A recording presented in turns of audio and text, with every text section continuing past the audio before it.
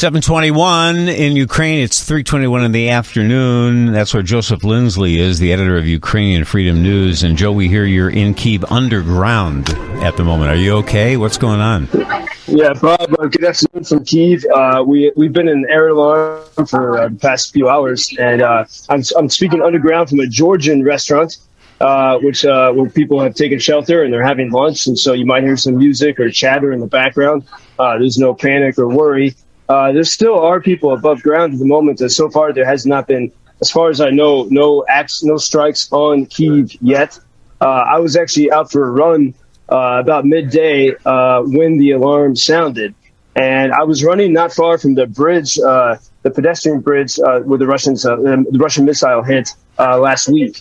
And so it was it's surreal to be in this beautiful park overlooking the Dnipro River. You hear that terrifying sound. You start to look to the sky. Nobody runs. Nobody was running to the shelter. Everyone kind of keeps their cool. And as soon as the alarm was finishing, I was running past the Golden Dome Church of St. Michael. And so you hear, the bells of the church in contrast with that sort of terrifying sound of the alarm.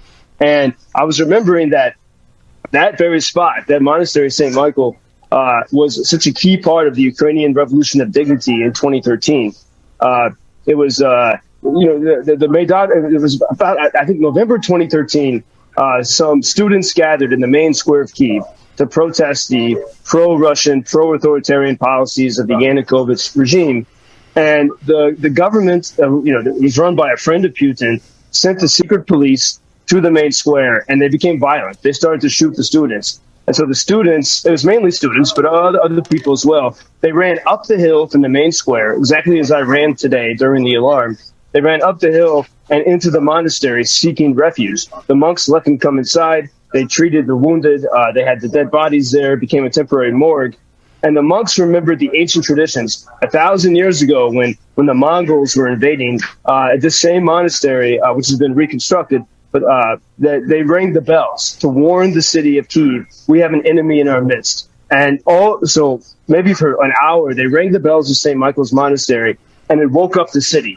And then all of a sudden, it was the fathers and the grandfathers of those students who left their houses in the middle of the night and came down to the Maidan, the main square. And that was the moment when Ukraine's revolution really became something countrywide.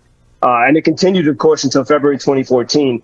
And so I'm glad I got to sort of be there at that moment today during the alarm to remember that's what this is about. As I've said to you so many times, the Ukrainians want to be free. They refuse to be governed by anyone, but especially by Russians. And right now, in this shelter, I'm joined by, which is a restaurant, and they're still cooking and serving amazing food here. I'm joined by Ukrainian and foreign friends. Including a friend who was wounded. He's here to get healed. He was wounded by the Russians just a few weeks ago in battle. And we were sitting here, and we were recalling the life of a friend of ours, Roman Ratushnyi, who was a student leader during that. He was there that night when they were ringing the bells of St. Michael's Monastery. And he became a hero during the revolution. And the past 8 years, he was one of the leading anti-corruption fighters in Ukraine. And he was among the first to volunteer to fight after February 24th. And he said, the more Russians we kill today, the less Russians will kill our children. So a very fierce Ukrainian.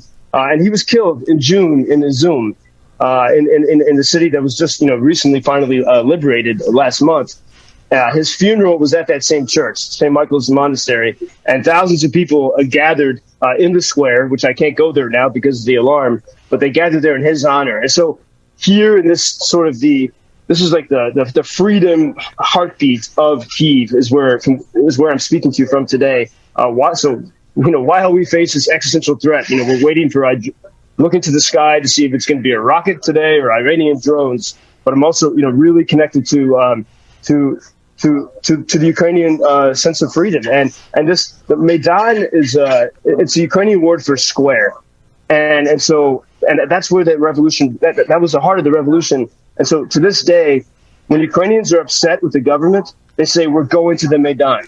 We're going to stand there. We're going to be peaceful, and we're going to stand together. and make our voice heard. And that's real democracy. And that's why this war is happening.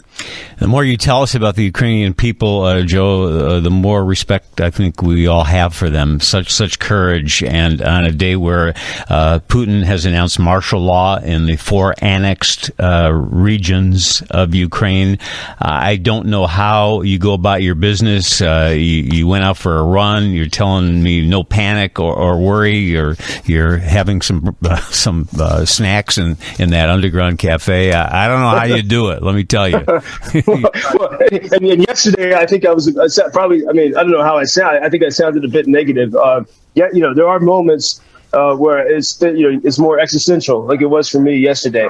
But then you talk with people and you find the strength and even as I was running through the park today when the alarm sounded, I looked at all the people around me and that's where you get strength, where you see how this effective, how people can cooperate with each other. But if everyone stays calm, that's a new power. That's a new strength. And I really felt that today.